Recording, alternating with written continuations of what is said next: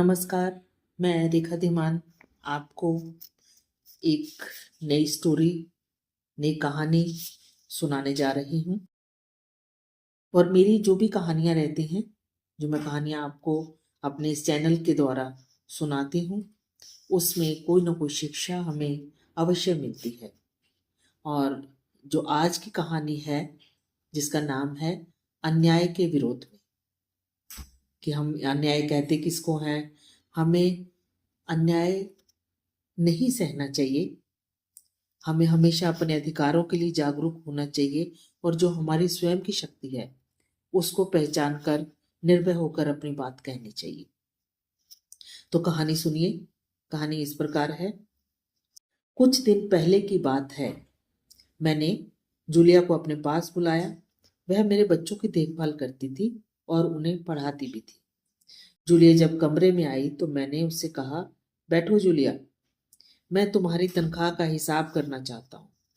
मेरे विचार से तुम्हें पैसों की जरूरत तो होगी, और जितना मैं तुम्हें अब तक जान सका हूं, मुझे लगता है तुम अपने आप तो कभी पैसे मांगोगी नहीं। इसलिए मैं स्वयं ही तुम्हें पैसे देना चाह रहा हूं। हाँ, बताओ, तुम्हारी कितनी तनख्वाह तय हुई थी? 30 रूबल महीना तय हुई थी ना?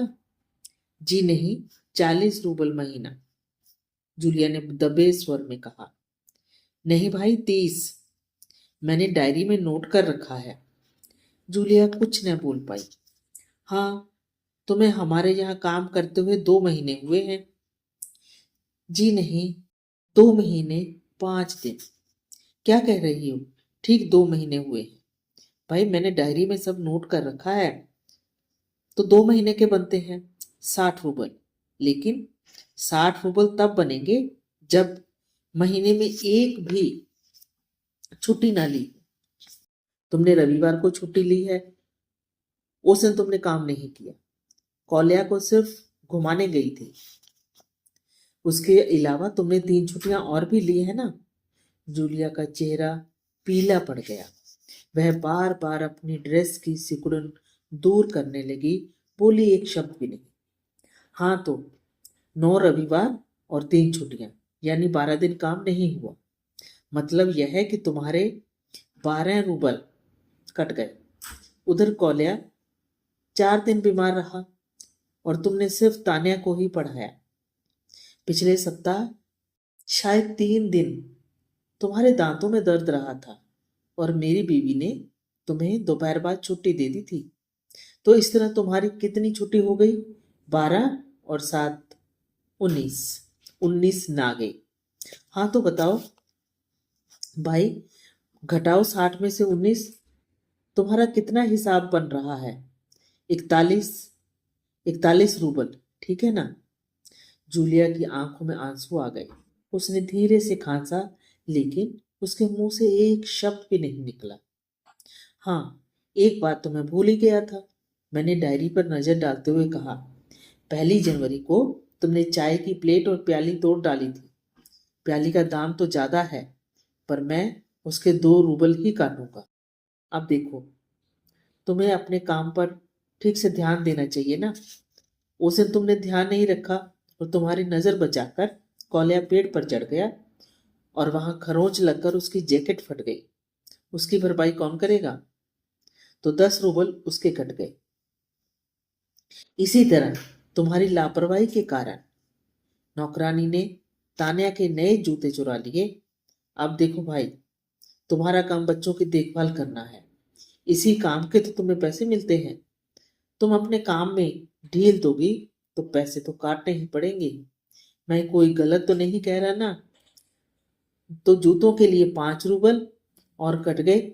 और हाँ, 10 जनवरी को मैंने तुम्हें 10 रूबल दिए थे।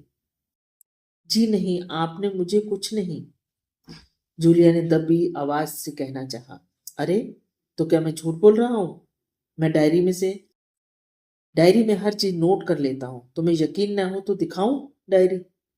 जी नहीं, आप कह रहे हैं तो आपने दिए ही होंगे।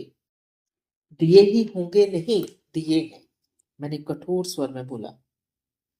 तो ठीक है, 41 में से घटाओ 27, तो बचे 14।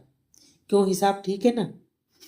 उसकी आंखें आंसुओं से भर उठी, उसकी आवाज कांपने लगी। वह धीरे से बोली, मुझे अभी तक एक ही बार कुछ पैसे मिले थे, और वे भी आपकी पत्नी ने दिए थे। सिर्फ 3 रूबल, ज्यादा नहीं। अच्छा, मैंने आश्चर्य में भरकर कहा। और इतनी बड़ी बात तुमने बताई भी नहीं? नहीं, तुम्हारी मालकिन ने मुझे बताई। देखो, हो जाता ना अनर्थ। खैर, मैं इसे भी डायरी में नोट कर लेता हूँ।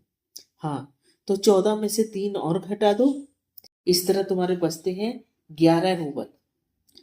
अब ये लो 11 रूबल, देख लो पूरे हैं ना? जूलिया ने कांपते स्वर में धन्यवाद कहा और रकम लेने के लिए हाथ बढ़ाया। यह देख मैं गुस्से से आग बबूला होने लगा। कमरे में टहलते हुए मैंने क्रोधित स्वर में उससे कहा, धन्यवाद किस बात का? आप मुझे पैसे दे रहे हैं, उसके लिए धन्यवाद।